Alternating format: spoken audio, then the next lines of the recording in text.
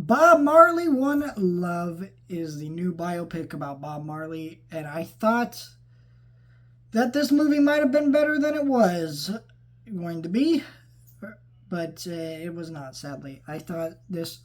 See, from the trailers from this movie, I thought, okay, this is just going to be a generic biopic. It's really not, but that's the worst part about it. This movie has no structure to it. It doesn't really do a great job of showing you Bob Marley's life because for some odd fucking reason they got the director of King Richard, which was not a very good movie. The director of that movie, and I think Will Smith won Best Actor, things like that. That movie got nominated for some awards, but it wasn't a very good movie. It was fine, I guess, and that's basically the way I feel about this. But I also feel like this movie's kind of bad. Because this movie only decides to focus on like 2 years of Bob Marley's life, a very pivotal point in those lives. I don't want to say too much about those years of his life. If you don't know, you should do your own research with that stuff. But it's really interesting stuff. But it only focuses on those parts of his life. And you're just sitting here like, why are we doing this? Bob Marley has a whole life that's interesting. You know, they don't really dive enough deep into the right stuff. That's always the tricky thing with biopics is you want to dive into the right stuff with these famous people, the right parts of their life. Like, you don't want to focus too much on their childhood because then you can't talk too much about when they actually got famous or when they're success. But sometimes their childhood is more interesting than when they got famous, you know, things like that. It's just hard to do all that.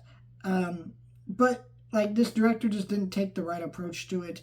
It was very boring, very not fun. It's like it had a lot of the cliche scenes you see in biopics of like, oh, here's that song that's making me think of this song, and let's go make that song. They make that song, instant hit.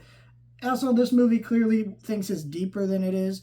It's got all these themes about prejudice, violence, you know, all these things, and it's like lip service to all those things. It's like the Aretha Franklin movie where, you know, that movie has themes about violence, abuse, rape, pedophilia, all these fucking things. They're just paid lip service to and just brushed off.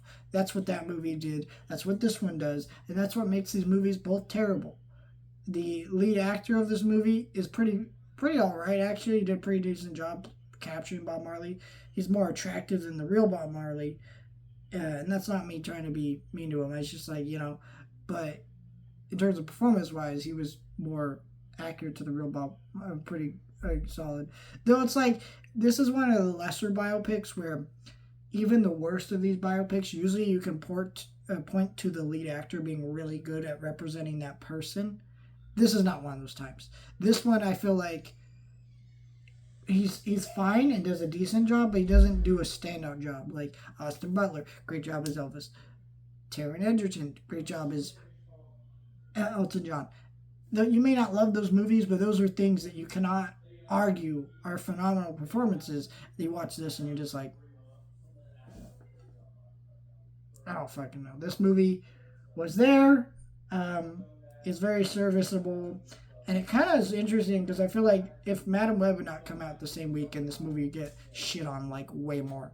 But it wasn't that way. And that kind of saved this movie a little bit and allowed it to actually make some box office money and get people excited. Even though I think this movie's going to crash and burn next week.